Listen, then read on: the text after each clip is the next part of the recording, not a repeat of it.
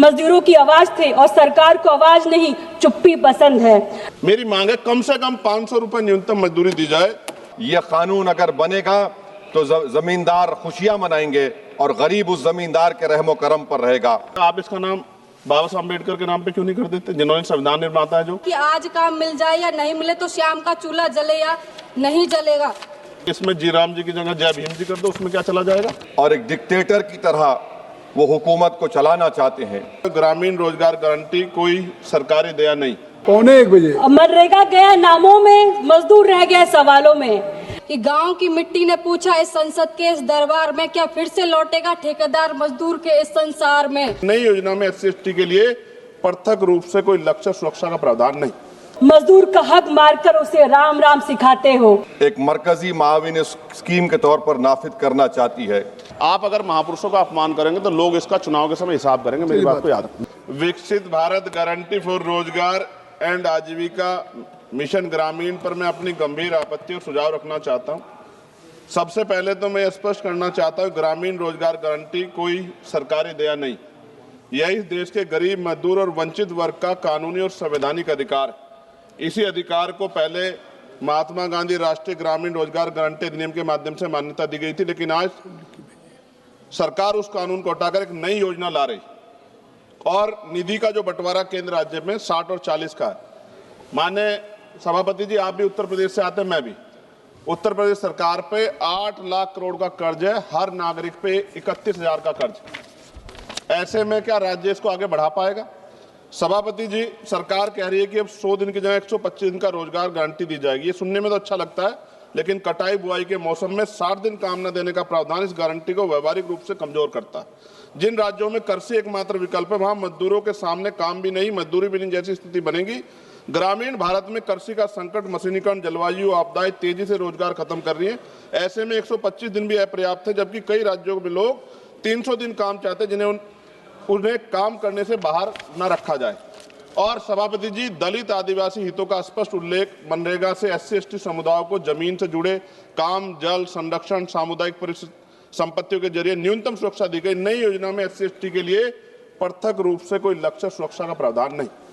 और सभापति जी, आपदा के समय छूट सरकार की मर्जी पर, प्राकृतिक आपदा में छूट देना सरकार के विवेक पर छोड़ा गया, जबकि आपदा के समय तो सबसे ज्यादा बेरोजगारी, सबसे ज्यादा पलायन होता है। यह प्रावधान अधिकार नहीं, अनुग्रह बनता है। जब तक स्पष्ट जवाबदेही और दंड व्यवस्था नहीं होगी, ये प्रावधान सिर्फ कागजों में रह जाएगा। मैं कुछ सुझाव भी दे रहा हूं सभापति जी, मंत्री जी बैठे हैं। सामान्य मजदूरी नहीं है जो मनरेगा के मजदूरों को मिलती थी, सामान्य नहीं। मेरे यहाँ 232 या 37 रुपए मिलते हैं सर। मेरी मांग है कम से कम 500 रुपए न्यूनतम मजदूरी दी जाए और रोजगार गारंटी बिना मौसमी शर्तों के लागू की जाए।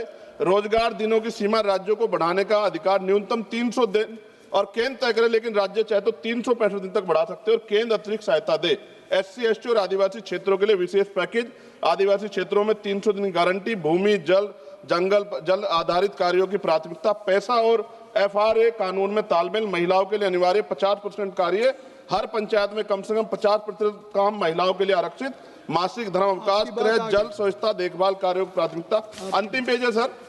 सभापति जी, काम तय करने का असली शक्ति ग्राम सभा, ग्राम पंचायत पर भुगतान में देरी होने के 30 सेकंड में खत्म करूंगा सर। भुगतान में देरी होने स्वतः मुआवजा अधिकारियों की व्यक्तिगत जवाबदेही तय की जाए। विकसित भारत सिर्फ इमारतों और आंकड़ों पर नहीं बनता, विकसित भारत तब बनता है जब गरीब के हाथ में योजना अधिकार होता है। सभापति जी, माननीय मंत्री जी को मैं कहना चाहता हूँ, आप इसका नाम बदल रहे हैं, बहुत सोच समझ के आप कर रहे होंगे, तो मेरी आपसे आग्रह, आप इसका नाम बाबा साहब अम्बेडकर के नाम पे क्यों नहीं कर देते, जिन्होंने संविधान निर्माता है जो, और आपने इसमें जी राम जी जोड़ा है। अच्छी बात है, आपकी बहुत सारी योजनाएं राम जी के नाम पे है। मेरी आपसे मांग है, आप इसमें जी राम जी की जगह जय भीम जी कर दो, उसमें क्या चला जाएगा? आपको सबके हितों का ध्यान रखना चाहिए ना। मैं तो आपसे जानता हूँ कि क्या था, मगर आपने उनके संविधान के साथ किस तरह का हाल कर रखा है, ये भी तो हम लोग जानते हैं। सभापति जी, एक सेकंड भाई, मैं तो सुझाव दे रहा हूँ। आप सर शेखर जी, आप चेयर को कहिए। हाँ सर, आपके माध्यम क्यों कहते हैं? नहीं, थैंक यू सर। आपने 30 सेकंड मांगा था, 1 मिनट सर, ये बीच में बोल के थोड़ा सा वो हो गया। सर मैं खत्म कर रहा हूँ 10 सेकंड में। मैं उनको नहीं कह रहा, मैं आपके माध्यम से कह रहा हूँ मंत्री जी को, सर ये देश देख रहा है, आप अगर महापुरुषों का अपमान करेंगे तो लोग इसका चुनाव के समय हिसाब करेंगे। मेरी बात को याद रखें। धन्यवाद। सर, इस वतन अजीज के गरीब, बेरोजगार और भूखे लोग इस ऐवान में मौजूद बरसर इख्तिदार जमात के लोगों को एक पैगाम देना चाह रहे हैं कि शायर ने कहा कि भूखों की नज़र में बिजली है, तोपों के दहाने ठंडे हैं, तकदीर की लब पे जंबिश है, तदबीर दम तोड़ रही है। सर, इस तरह का एक कानून बनाने की कोशिश की जा रही है जिससे गरीबों को फ़ायदा होता था। आज वो कानून जो डिमांड ड्रिवन गारंटी था, इसको हुकूमत बदल कर एक मरकज़ी माविन स्कीम के तौर पर नाफिज करना चाहती है। सर, जब तक किसी पंचायत को नोटिफाई नहीं किया जाएगा, उस पंचायत में काम नहीं होगा। हुकूमत की ये पॉलिसी हमेशा ये रही है कि हर इख्तियार को हासिल करना चाहते हैं और एक डिक्टेटर की तरह वो हुकूमत को चलाना चाहते हैं। सर, आप बताइए, मरकज़ी हुकूमत ये कैसे फैसला करेगी कि एक डिमांड ड्रिवन गारंटी को आप रियासत को बोलेंगे नॉर्मेटिव एलोकेशन कर दिया जाएगा, और अगर कोई रियासत उससे ज़्यादा अखराजात करती है तो फिर उनको उसका बोझ उठाना पड़ेगा। मुतालिबा पर मोदी गारंटी को एक सप्लाई डिमांड प्रोग्राम पर तब्दील किया जा रहा है। सर, साल में 60 दिन ब्लैकआउट होगा, किसी को काम नहीं मिलेगा। इस ब्लैकआउट के 60 दिन के ब्लैकआउट से ख़वातीन को और जिनके पास ज़मीन नहीं है, लैंडलेस लोगों को बहुत बड़ा नुकसान होगा। ये कानून अगर बनेगा तो ज़मींदार खुशियाँ मनाएंगे और गरीब उस ज़मींदार के रहमो करम पर रहेगा। सर, आप बताइए, 90% जिसमें इजरत, मटीरियल लागत और इंतज़ामी अखराजात मरकज़ी हुकूमत को बर्दाश्त करना पड़ता था, आज 90 से 60% कर दिया गया और 40% रियासती हुकूमत पर यह बोझ डाल दिया गया। मकसद एक ही है कि उस कानून को कत्ल कर दिया जाए, ख़त्म कर दिया जाए। कौन सी ऐसी भारत में रियासत है जिसके पास पैसे है, बताइए आप। मार्च के महीने में हर रियासत अपना बजट बनाएगी, कौन सी रियासत के पास पैसा है? तो ये मालूम हो रहा है कि सरकार गरीबों के खिलाफ है, गुर्बत का खात्मा नहीं करना चाहती। सर, आधार और डिजिटल निज़ाम, आप जानते हैं कि मजदूर की उंगलियों के निशानात नहीं मिलते क्योंकि वो गरीब इतनी मेहनत करता है कि उसके निशान मिट जाते हैं। तो बायोमेट्रिक ऑथेंटिकेशन की बात होती है। सर, जुलाई 2025 में NSS की रिपोर्ट है कि बायोमेट्रिक से नुकसान हो रहा है। तो सर, मैं इस स्कीम के और इस कानून के खिलाफ हूं और मैं अपनी बात को ख़त्म करता हूं कि किसी शायर ने अच्छा कहा था कि जिस खेत से दहखान को मैसर ना हो रोसी, इस खेत के गोशे गंदम को जला दो। पलायन हो रहा है सर बिहार में, सीमांचल में। अब ये कानून अगर बनेगा तो सीमांचल में 1.5 करोड़ लोग पलायन करते थे। मुझे अफसोस के साथ कहना पड़ेगा कि तादाद बढ़ जाएगी, मगर भारत का गरीब देख रहा है, भूखा देख रहा है, उसका जवाब जरूर देगा। Thank you sir. Bharat ji, Ram ji bill पर बोलने का मौका दिया। मैं कुछ चंद पंक्तियों की लाइन से शुरुआत करना चाहूंगी कि गांव की मिट्टी ने पूछा आज संसद के इस दरबार में, कि गांव की मिट्टी ने पूछा इस संसद के इस दरबार में, क्या फिर से लौटेगा ठेकेदार मजदूर के इस संसार में? मनरेगा था तो भूख भी डर कर भाग गई, मनरेगा था तो भूख भी डर कर भाग गई। अब कौन देगा काम जब खेत सूखे हर साल में?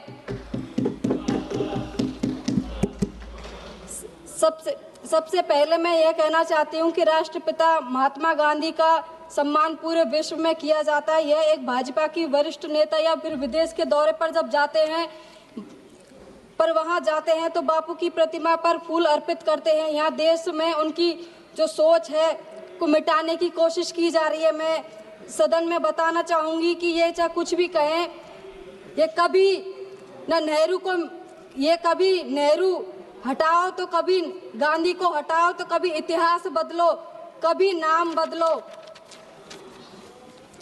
विगत 10 वर्षों से भाजपा सरकार में खुद ही यह कह रही है कि कोरोना के उपरांत में मात्र 7.61 परिवारों को ही साल में 100 दिन का रोजगार मिला है। अब यह कौन सा जो जादू की छड़ी है जो ग्रामीण में हर परिवार को यह प्रतिदिन 120 दिन का काम दे पाएंगे? अंत में मैं यह कहना चाहूंगी, दूसरी तरफ केंद्र सरकार 100% का अनुदान करती थी, जो अब घटाकर 60% हो गया है। अब 40% योगदान राज्य सरकार भी करेगी। इससे राज्य सरकार को इस आर्थिक का भी बोझ झेलना पड़ेगा। मैं कहना चाहूंगी कि गांव का मजदूर शब्द की राजनीति नहीं समझता, वो सिर्फ इतना समझता है कि आज काम मिल जाए या नहीं मिले तो शाम का चूल्हा जले या नहीं जलेगा। मैं कर रही हूँ सर। इस बिल के पारित होने से इस सब पर प्रभाव पड़ेगा। गांव के लिए स्वबद्धता खत्म ही हो जाएगी। केंद्र द्वारा जब कार्य का निर्णय लिया जाएगा तो इससे मनरेगा का भी स्वरूप ही एकदम खत्म ही हो जाएगा। इस बिल को पारित करके सभी सारी शक्तियों का केंद्रीकरण भारत सरकार में ही होगा। इस बिल में एक प्रावधान है कि फसल कटाई के दरमियान 60 दिन तक कोई ग्रामीण विकास कार्य नहीं होगा। इससे किसानों को फसल कटाई के समय मजदूरों की कमी नहीं होगी, किंतु यह जरूरी नहीं कि हर गरीब मजदूर को कार्य मिले, क्योंकि आज कई कटाई मशीनों से होने लगी और किसान यह किसानों को सस्ता पड़ता है। मजदूरों से काम करवाए तो ऐसे में तो गरीब किसान परिवार और ग्रामीणों में आर्थिक की परेशानियों का सामना करना पड़ता है। अंत में मैं 2 लाइनों से समाप्त करना चाहूँगी कि मनरेगा झुक नहीं झुकाया गया है, कि मनरेगा झुक नहीं झुकाया गया है, नाम बदलकर अधिकार छीना गया है, नाम बदलकर अधिकार छीना गया। सदन में सड़क तक गूंजेगी आवाज कि सदन में सड़क तक गूंजेगी आवाज, जब गरीब का हक लौटाओ ये वादा दिया जाएगा। ये बिल ग्रामीण परिवार जनता के लिए अभिशाप है। महोदय, मैं इस बिल का पूर्ण तरीके से विरोध करती हूँ। धन्यवाद। अध्यक्ष महोदय, रात को 12:30 बजे आपने मुझे बोलने का अवसर दिया। अध्यक्ष महोदय, 1:45 बजे मनरेगा गया नामों में, मजदूर रह गए सवालों में। अध्यक्ष महोदय, मैं आज सदन में केवल एक बिल को विरोध करने नहीं बल्कि एक सोच, एक मंशा और एक साजिश को बेनकाब करने के लिए खड़ी हूँ। सरकार जिस बिल को विकसित भारत गारंटी फॉर रोजगार एंड आजीविका मिशन ग्रामीण के नाम से लेकर आई है, वह दरअसल मनरेगा को उसके नाम, उसकी आत्मा, उसके विचार से अलग करने की कोशिश है। अध्यक्ष महोदय, सरकार ने मनरेगा का नाम बदल दिया है और आज उसी कानून को जी राम जी बिल कहकर पुकारा जा रहा है। अध्यक्ष, मैं 2 पंक्ति कहना चाहती हूँ। गांधी से डरते हो इसलिए नाम का खेल रचते हो, गांधी से डरते हो इसलिए नाम का खेल रचते हो, मजदूर का हक मारकर उसे राम राम सिखाते हो। महलों की चमक में तुम गांव की भूख भूल गए, जुमले परोसकर खुद को असली भक्त बताते हो। अध्यक्ष महोदय, मैं सरकार से सीधा पूछना चाहती हूँ कि क्या नाम बदल देना ही विकास है? क्या गरीब का पेट नाम बदलने से भर जाता है? क्या शब्दों के खेल से मजदूर की हथेलियों में काम आ जाता है? अध्यक्ष महोदय, जिस गांधी ने मजदूरों के लिए अपना जीवन समर्पित किया, जिनके आखिरी शब्द हे राम थे, आज आपने उनके मजदूरों के अधिकारों से ये बेदखल कर दिया है। सच ये है कि गांधी जी का नाम इसलिए हटाया गया है क्योंकि गांधी जी मजदूरों की आवाज थे और सरकार को आवाज नहीं, चुप्पी पसंद है। गांधी जी ने सिखाया था कि भारत की ताकत महलों की दीवारों में नहीं, खेतों की मिट्टी और पसीनों से भरे हाथों में होती है। आज आपने गांधी जी को कानून के नाम से हटाया और उसी दिन मजदूरों को हद से बाहर कर दिया। यही है आपकी असली नीयत। अध्यक्ष महोदय, मनरेगा से मजदूर अधिकार मांगता था, नए कानून में मजदूर कृपा मांगने का मजबूर है। अध्यक्ष महोदय, पहले लिखा था काम मांगो सरकार देगी, अब लिखा है बजट होगा तो मिलेगा, डेटा सही होगा तो मिलेगा, राज्य के पास पैसा होगा तो देंगे। यानी अब रोजगार हक नहीं, सरकार की मर्जी बन गया है। अध्यक्ष महोदय, सरकार ने कहा 125 दिन काम देंगे, पर मजदूर जानता है दिन कागज पर बड़े हैं, पैसा जमीन पर घटे। अध्यक्ष, मुराद को बोलने दीजिए, मौका दे दीजिए, बोलने दीजिए। आपने इसे सेंट्रली स्पॉन्सर्ड स्कीम बना दिया है, यानी अब रोजगार मजदूर का अधिकार नहीं, सरकार की मेहरबानी बन गया है। यह विकसित भारत नहीं, यह केंद्र की जिम्मेदारी से पीछे हटना हुआ। अध्यक्ष महोदय, मैं यही कहूंगी कि रोजगार दान नहीं होता, रोजगार अधिकार होता है। मैं सदन से विनम्र अपील करती हूँ कि गरीब को नाम नहीं काम दीजिए, मजदूर को नारा नहीं इज्जत दीजिए, क्योंकि जो देश अपने मजदूर का सम्मान करता है वही देश सच में विकसित कहलाता है। और मैं ये कहना चाहूंगी, राम जी तो हम सबके दिल में बसे हैं, उनको किसी कागज की या चुनावी बिल की जरूरत नहीं है। जय हिंद, जय भारत, जय समाजवाद। श्री अनुराग सिंह ठाकुर जी।